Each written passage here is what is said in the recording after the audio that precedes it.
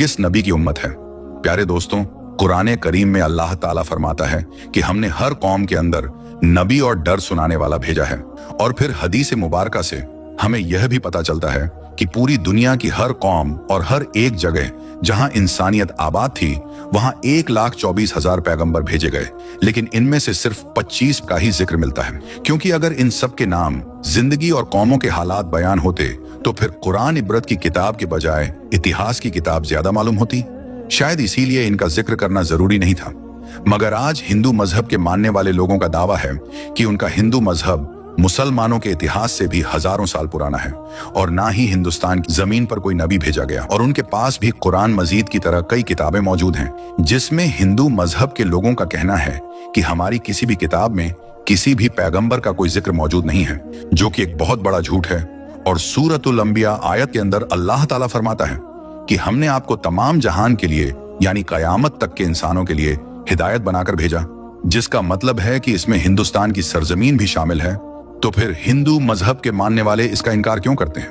अगर हिंदुस्तान की सरजमीन पर कोई नबी वाकई नहीं भेजा गया तो फिर यह कौम कैसे आबाद हुई? आइए इस सवाल का जवाब इतिहास से जानने की कोशिश करते हैं और ऐसे सवाल के जवाब जानते हैं जो तमाम हिंदू स्कॉलर दुनिया से छुपाते हैं। हिंदू मजहब के मानने वाले लोगों का दावा है कि यह दुनिया का सबसे पुराना मजहब है, इतना पुराना कि जब इस्लाम या मुसलमान लफ्ज का वजूद तक मौजूद नहीं था, जो कि सही भी है, क्योंकि कुफ्र और शिर्क की शुरुआत तो उसी दिन से हो गई थी जब हजरत आदम अलैहिस्सलाम के बेटे काबिल ने हाबील को कत्ल किया था और उनसे अलग होकर कुफ्र और शिर्क के अंदर मुब्तला हो गया था। और इतिहास इस बात का भी गवाह है कि हजरत इब्राहिम अलैहिस्सलाम की कौम भी बुत परस्त थी और इस बात से भी वाकिफ है कि हजरत मूसा अलैहिस्सलाम की कौम ने भी एक वक्त पर सोने के बछड़े की इबादत शुरू कर दी थी। यहाँ तक कि रसूल अल्लाह सल्लल्लाहु ताला अलैहि वसल्लम के ऐलाने नबूवत से पहले काबे के अंदर भी 360 मूर्तियां मौजूद थीं, जिन्हें मक्का फतह करने के वक्त सहाबा किराम ने तोड़ तोड़ कर टुकड़े टुकड़े कर दिया। जिससे यह मालूम होता है कि बुत परस्ती तो दुनिया के पहले इंसान हजरत आदम अलैहिस्सलाम की नाफरमान औलाद के बाद से आज तक मौजूद है। मगर इसका ताल्लुक किसी मजहब से नहीं है बल्कि गुमराही से है, जो कि शैतान उनसे करवाता रहा है। जहां तक हिंदुस्तान की सरजमीन का ताल्लुक है तो यहाँ पर उन लोगों की हिदायत के लिए यकीनन कई पैगंबर भेजे गए जिनकी कुछ टीचिंग्स आज भी सही हालत में मौजूद हैं, मगर ज्यादातर को बिगाड़ दिया गया और उसी की वजह से बुत परस्ती और गुमराही शुरू हो गई। क्योंकि उनकी किताबों में आज भी एक निराकार खुदा की इबादत का हुक्म दिया गया है। उन्हें भी यह बताया गया है कि खुदा का कोई शरीक नहीं है, वह एक है, उसकी कोई औलाद नहीं, मगर फिर भी उसकी कई मूर्तियां बनाकर उसके शरीक खुदा बनाकर उसकी पूजा होती है। और आज तक हिंदू मजहब के अंदर छोटे बड़े मिलाकर 36 करोड़ देवी देवता माने जाते हैं, या यूं कहे कि आज तक 36 करोड़ बुत बनाए जा चुके हैं। हिंदू स्कॉलर्स का यह दावा है कि इस्लाम की शुरुआत आज से 1400 साल पहले हुई और हिंदू मजहब दुनिया का सबसे पुराना मजहब है। इसीलिए इस्लाम का हिंदुस्तान की सरजमीन से कोई ताल्लुक नहीं। मगर कुछ अक्ल रखने वाले भी इस बात को नहीं जानते कि दुनिया का पहला पैगंबर ही हिंदुस्तान की सरजमीन पर उतारा गया था। पहला पैगंबर ही क्या, वह तो इस दुनिया के पहले इंसान भी थे। जी हाँ, और वह है हजरत आदम अलैहिस्सलाम। आप अलैहिस्सलाम को दुनिया में उस वक्त हिंदुस्तान की सरजमीन श्रीलंका की पहाड़ी पर उतारा गया था, जहां आज भी उनके कदम का निशान मौजूद है। यानी इस सरजमीन पर पहला कदम ही एक मुसलमान पैगंबर ने रखा था, जिसका मतलब साफ है कि इस्लाम की शुरुआत अरब मुल्क से नहीं बल्कि हिंदुस्तान से हुई। और मुसलमान लफ्ज का मतलब है अपनी ख्वाहिशों को रब के हवाले करने वाला और उसका हुक्म मानने वाला इंसान। अब हैरत अंगेज करने वाली बात यह भी है कि आदम संस्कृत जबान का लफ्ज है, जो कि हिंदुस्तान की सरजमीन की पुरानी जुबान है, न कि अरब की जुबान। और संस्कृत में आदम का मतलब है पहला, शुरुआती या असली। और आदम अलैहिस्सलाम को कदीम संस्कृत की किताबों के अंदर मनु कहकर पुकारा गया है। अगर हिंदू किसी तरह से उनके वजूद का इनकार करने की कोशिश करें तो ऐसा बिल्कुल नामुमकिन है, क्योंकि उन्हीं की मुकद्दस किताब ऋग्वेद और पुराण में आदम अलैहिस्सलाम की पैदाइश का जिक्र मौजूद है, बिल्कुल ऐसे ही जैसे कुरान पाक की सूर बकरा में और इसी तरह इंजील में भी आपका जिक्र किया गया है।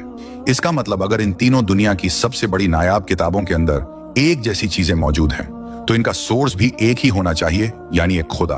और अब सबसे अहम सवाल यह है कि हिंदुस्तान की सरजमीन पर जिस भी पैगंबर को भेजा गया होगा, क्या उसके बारे में हमें इतिहास में कुछ सबूत मिलते हैं?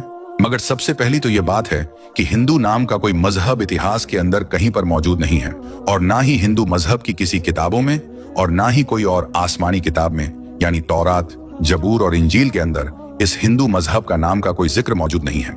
बल्कि कहा तो यह भी जाता है, कभी किसी जमाने में सिंधु नदी के करीब रहने वाले लोग थे, वह अपने इलाके के नाम की वजह से नाम को कुछ बाहरी लोग सिंधु नहीं बोल पाए तो बिगाड़ कर हिंदू कहा, तो फिर इस नदी के किनारे रहने वाले लोगों को हिंदू कहा जाने लगा, जबकि असल में इनका यह मजहब संस्कृत जुबान के अंदर हिंदू नाम से नहीं बल्कि सनातन धर्म के नाम से मौजूद है।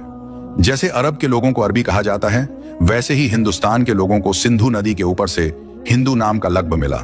लेकिन असल जो धर्म है, जिसको संस्कृत जबान में सनातन धर्म के नाम से जाना जाता है, जिसका अरबी में मतलब है मजहब पर कायम रहने वाला, जिसका बिल्कुल ऐसा ही मतलब कुरान करीम की सूरह रूम के अंदर भी मौजूद है, जहां पर इस्लाम को हमेशा बाकी रहने वाला दीन कहा गया है।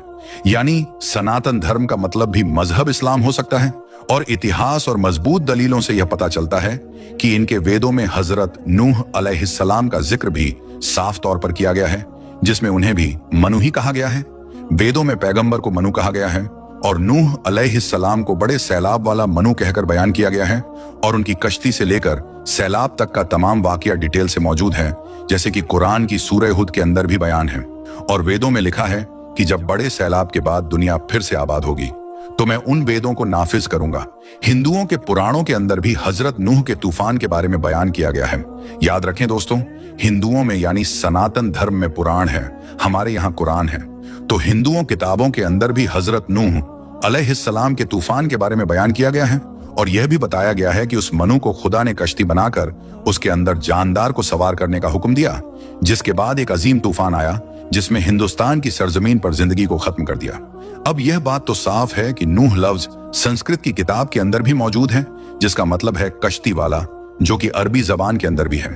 इन सब बातों से एक बात बिल्कुल आईने की तरह साफ है कि हिंदुस्तान की सरजमीन और नूह अलैहिस्सलाम के दरमियान एक ताल्लुक मौजूद है, और तूफान के बाद जिन वेदों को लाने की बात की गई थी वह हजरत नूह अलैहिस्सलाम की टीचिंग्स थीं, जो तूफान के बाद हिंदू सरजमीन पर उनके बेटे की नस्ल से आगे फैलना शुरू हुई।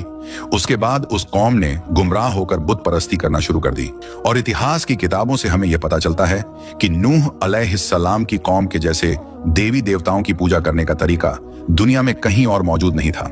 और कुरान करीम में नूह अलैहिस्सलाम की कौम को साबी कहा गया है, जो इराक की सरजमीन को कहते हैं, जहां पर सिर्फ हजरत इब्राहिम अलैहिस्सलाम पैदा हुए थे, जिनकी कौम यही मुशरिक थे जिन्होंने नूह अलैहिस्सलाम और उनके दरमियान आने वाले तमाम अंबिया की तालीमात को या तो बदल दिया था या फिर भुला दिया था, और उन्हीं की पूजा किया करते थे।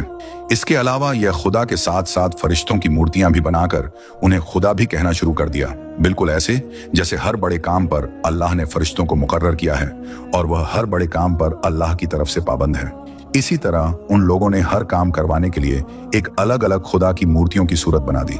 ये लोग सितारों और आग की भी पूजा करते थे, और देखा जाए तो हिंदू कौम सितारों के इल्म के अंदर इतना यकीन रखती है, जिसको एस्ट्रोलॉजी कहते हैं, और आग की भी पूजा करते हैं और उसे मुकद्दस जानते हैं। मगर सबसे अहम सवाल यह है कि यह सब जानकर भी और अपनी किताबों के अंदर साफ तौर पर एक खुदा और पैगंबरों की टीचिंग्स को देखकर भी यह लोग इनका इनकार पता नहीं और किस वजह से करते हैं। अगर सच में इन लोगों के पास भी डर सुनाने वाला कोई अल्लाह का पैगंबर आया है, तो वो फिर उसे क्यों नहीं मानते? इस बात को समझने के लिए आपको सही बुखारी की एक हदीस मुबारका के बारे में जानना होगा। हजरत अब्बू सईद खुदरी रजी अल्लाह ताला अन्हो से रिवायत है कि रसूल करीम सल्लल्लाहु ताला अलैहि वसल्लम ने फरमाया कि कयामत के दिन जब हजरत नूह अलैहिस्सलाम और उनकी कौम को बुलाया जाएगा और अल्लाह ताला नूह अलैहिस्सलाम से यह सवाल करेगा कि क्या आपने अपनी कौम तक मेरा पैगाम पहुंचा दिया था, तो हजरत नूह अलैहिस्सलाम फरमाएंगे कि बेशक मेरे मालिक मैंने पहुंचा दिया। इसके बाद नूह अलैहिस्सलाम की कौम से पूछा जाएगा कि क्या नूह ने मेरा हुक्म तुम तक पहुंचा दिया था, तो वह लोग इनकार करेंगे कि नहीं, हमारे पास कोई भी डर सुनाने वाला नहीं आया, हमें आपका कोई पैगाम नहीं मिला। अल्लाह ताला नूह अलैहिस्सलाम से फरमाएंगे कि आपका गवाह कौन है, तो हजरत नूह अलैहिस्सलाम फरमाएंगे कि मेरे गवाह हजरत मोहम्मद मुस्तफा सल्लल्लाहु ताला अलैहि वसल्लम है और उनकी उम्मत है। फिर तुम लोगों को पेश किया जाएगा और तुम लोग गवाही देना कि नूह अलैहिस्सलाम ने अपना पैगाम या अल्लाह का पैगाम पहुंचा दिया था। जिसके बाद नबी करीम सल्लल्लाहु ताला अलैहि वसल्लम ने